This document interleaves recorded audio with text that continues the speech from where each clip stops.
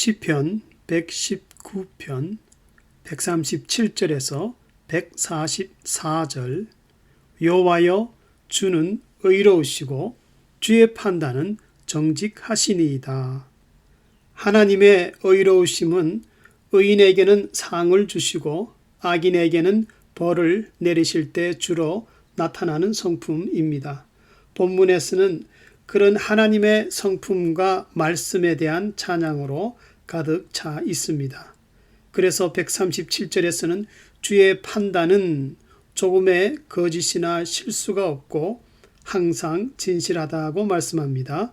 그러므로 참 성도들은 신앙 때문에 환난이나 멸시를 당할지라도 139절의 말씀과 같이 내 열성이 나를 소멸하였나이다. 다시 말하면 하나님 말씀에 대한 진실함을 체험하고 또한 그것을 세상에 입증하기 위해서 내 힘이 소멸되며 고갈될지라도 그 열정과 사랑을 멈출 수 없다고 말씀합니다.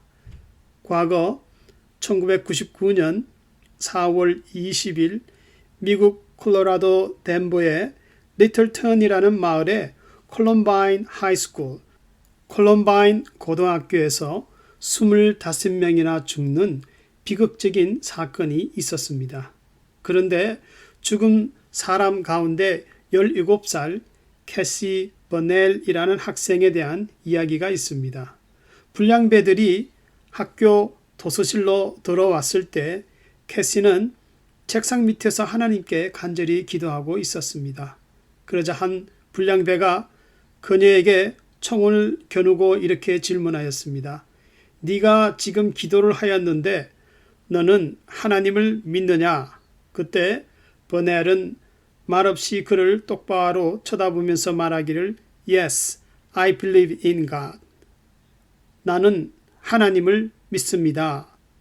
그러자 총을 든 불량배는 버넬의 가슴에 사정없이 여러 번 쏘아댔습니다. 그러나 이 사건이 있고 난 뒤에 버넬의 이야기가 전해지면서 크리스천 10대들 사이에 Yes, I believe in God 이라는 티셔츠를 입고 다니는 운동이 일어나기 시작했습니다. 그리고 집회가 열리면서 미국에 있는 크리스천 10대들을 깨우는 영적 운동이 불붙게 된 적이 있었습니다. 그래서 하나님은 캐시 버넬을 통해서 10대들을 깨우는 믿음의 씨앗으로 삼으셨고 또한 캐시가 가장 순수한 믿음을 가졌을 때 천국으로 데려가셨습니다. 자신의 힘이 소멸될지라도 끝까지 신앙을 지키는 삶. 이러한 것은 성도들이 꼭 나타내어야 할 복음적인 삶입니다. 시편의 성도는 하나님이 지극히 의롭고 신실하심으로 말씀도 그러하다고 증거합니다. 그래서 140절에서는 반드시 약속을 성취하시는 하나님의 말씀은 심히 정미하다. 즉 용광로에서 금이 정제되고 불순물이 완전히 다 제거되어서 값비싼 금이 됨과 같이 주의 말씀은 심히 순수하고 진실하다는 것입니다.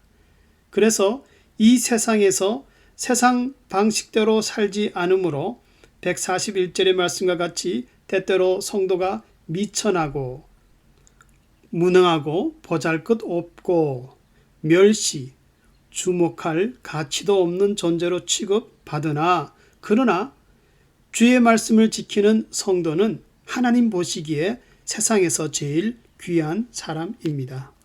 성경에 나오는 성도들과 오고 가는 모든 시대의 위대한 신앙인들은 순결한 믿음을 지킴으로 역사 속에 존귀한 자로 계속 남아 있습니다.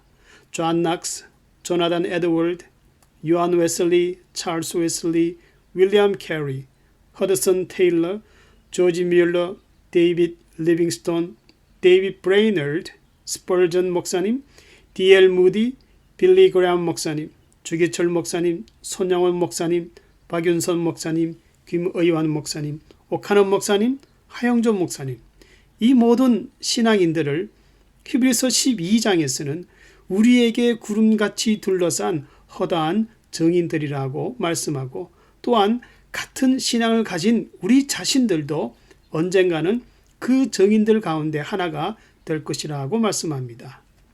그래서 142절에서 세상에서 나를 존귀하게 만드는 나를 허다한 증인들 가운데 하나가 되게 하는 주의 법, 곧 참 진리라는 것은 단순히 right or wrong, 옳고 그른 것을 말하는 것이 아니라 성경은 인생이라면 꼭 알고 가져야 할 의로움과 진리가 있다고 말씀합니다. 그것은 첫째로 반드시 창조주 하나님이 계신 것과 둘째로 예수님을 통한 구원과 사랑, 셋째는 하나님 앞에 설 때의 심판과 상급이 있다는 것입니다. 그래서 시편의 성도는 주의 진리를 확신함으로 143절의 말씀과 같이 비록 세상에서 환난과 우한, 즉 육체적 고통과 사방에서 밀려오는 심적인 고통이 있을지라도 삶의 승리 비결이 되는 주의 말씀을 즐거움으로 단단히 든든히 붙잡는다고 말씀합니다.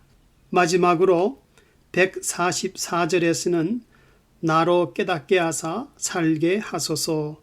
말씀의 은혜를 깨달을 때 첫째로 참 성도는 그것이 삶의 원동력이 되고 둘째 또한 나뿐만 아니라 남도 나와 같이 바른 삶을 살 수 있다는 확신이 생겨서 체험된 그 은혜를 전하며 산다고 말씀합니다. 살아있는 순교자로 불리는 리차드 범브란드 목사님이 공산주의 루마니아에 비밀리 들어가서 지하 전도를 하다가 그만 붙잡혔습니다. 그리고 14년을 감옥에 갇혀서 고통을 받게 되었습니다. 많은 매를 맞고 고문을 당하였는데 범브란드 목사님은 이러한 고문을 당하면서도 자기를 고문하는 공산당에게 계속 설교하며 예수님을 전하였습니다. 그러자 전도를 받는 공산당은 화가 나서 더욱 매를 때리고 고문을 하여 범브란드 목사님은 기절하곤 하였습니다. 그러나 고문하는 자가 목사님을 깨우면은 범브란드 목사님은 하는 말이 조금 전에 내가 어디까지 이야기를 했지요? 라고 물으며 또다시 복음을 전하였다고 합니다. 그 후 풀려난 목사님은 1966년에 미국의 수도 워싱턴에서 받은 고난에 대한 증언을 하였고 루마니아 공산 정권은 암살의 위협을 주었지만은 전혀 개의치 않고 범브란드 목사님은 남은 삶을 계속 복음을 전하며 살았다고 합니다. 성도님들은 말씀에 대한 사랑과 열정이 있습니까? 그리고 삶 가운데서 깨달은 그 은혜를 나타내며 하루하루를 살아가십니까? 여호와여, 주는 의로우시고 주의 판단은 정직하시니이다. 하나님의 말씀은 신실하여 그 은혜가 반드시 성취됩니다. 그래서 성도들은 말씀을 전적으로 신뢰하며 열정을 가지고 사랑하는 것입니다. 이러한 은혜와 즐거움이 삶 가운데 가득할 수 있기를 주의 이름으로 축원합니다.